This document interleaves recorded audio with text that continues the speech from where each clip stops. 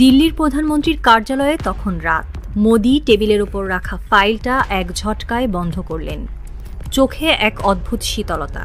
অজিত দোভাল ধীর স্বরে বললেন, বাংলাদেশ আমাদের হাত থেকে বেরিয়ে যাচ্ছে স্যার। মোদি ঠোঁট চেপে ধরলেন। চেয়ার থেকে উঠে জানালার দিকে তাকালেন।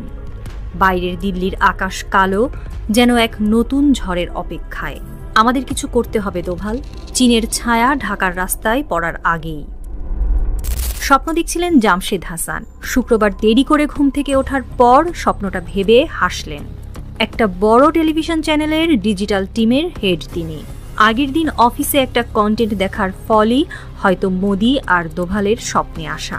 সেই ভিডিও তিনি আবার দেখা শুরু করলেন। বাংলাদেশের অন্যতম প্রধান দল বিএনপির একটি প্রতিনিধি দল চীনে সফরে গিয়েছে, যেখানে চীনের ক্ষমতাসীন কমিউনিস্ট পার্টির আন্তর্জাতিক বিভাগের ভাইস মিনিস্টার সান ওয়েইডং সরাসরি বার্তা দিয়েছেন, বাংলাদেশের পররাষ্ট্রনীতি এমন হওয়া উচিত যা কেবলমাত্র বাংলাদেশের জনগণের স্বার্থ রক্ষা করবে, কোনো তৃতীয় পক্ষের নয়। এই বক্তব্যের প্রতিটি শব্দ যেন ভারতের দিকে ছুড়ে দেওয়া এক সতর্ক সংকেত। মোদি সরকারের জন্য এটি নিছকই একটি কূটনৈতিক বক্তব্য নয়, এটি দক্ষিণ এশিয়ায় ভারতের দীর্ঘদিনের প্রভাব খর্ব করার ইঙ্গিত। বৈঠকের শুরুতেই সান ওয়েইডং বলেন, বাংলাদেশের পররাষ্ট্রনীতি কেমন হওয়া উচিত তা অন্য কোনো দেশের স্বার্থের ভিত্তিতে নয়, বরং বাংলাদেশের জনগণের চাহিদা অনুযায়ী নির্ধারিত হওয়া উচিত। আপাতদৃষ্টিতে এটি কেবলই এক সাধারণ পরামর্শ, কিন্তু এর গভীরে লুকিয়ে আছে সুস্পষ্ট ইঙ্গিত। চীন জানে সম্প্রতি সময়ে বাংলাদেশের পররাষ্ট্রনীতিতে বড় পরিবর্তন এসেছে। নতুন সরকার কৌশলগতভাবে আন্তর্জাতিক মিত্রতা সম্প্রসারণের পথে হাঁটছে।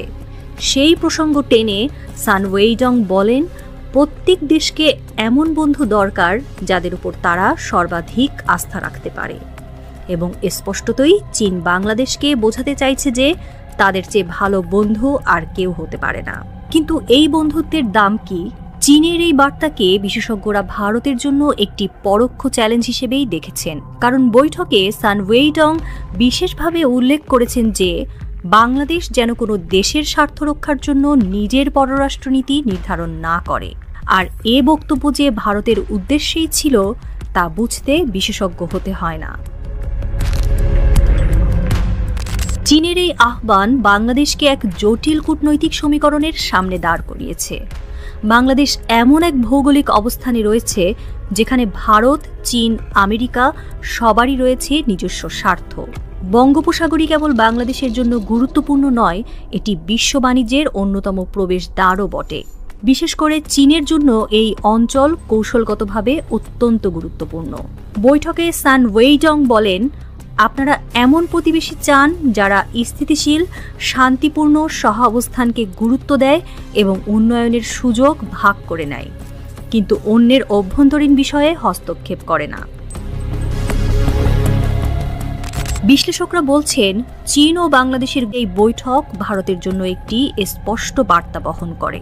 দীর্ঘদিন ধরে বাংলাদেশ ভারত সম্পর্ক নিয়ে নানা বিতর্ক থাকলেও বাংলাদেশ বরাবরই ভারতের জন্য কৌশলগত সুসম্পর্ক বজায় রাখার নীতি অনুসরণ করেছে। তবে চীনের বর্তমান বার্তা ইঙ্গিত দিচ্ছে তারা চায় বাংলাদেশের নতুন একটি স্বাধীন কূটনৈতিক অবস্থান, যেখানে ভারতের প্রভাব কমবে।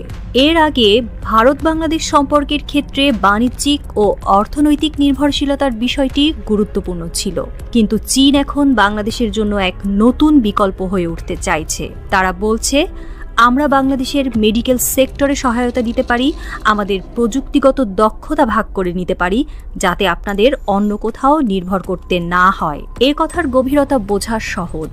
এতদিন ভারত বাংলাদেশ সম্পর্কের অনেকটাই গড়ে উঠেছিল চিকিৎসা, ট্রানজিট, বাণিজ্যের মতো নানা নির্ভরশীলতার ওপর।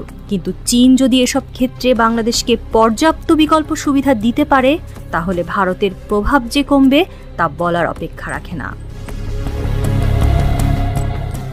বারিধারা ডিপ্লোম্যাটিক জোনের এক চেনা কফি শপ। রাত অনেক, কিন্তু ভেতরে আলো জ্বলছে, হালকা জ্যাজ মিউজিক বাজছে।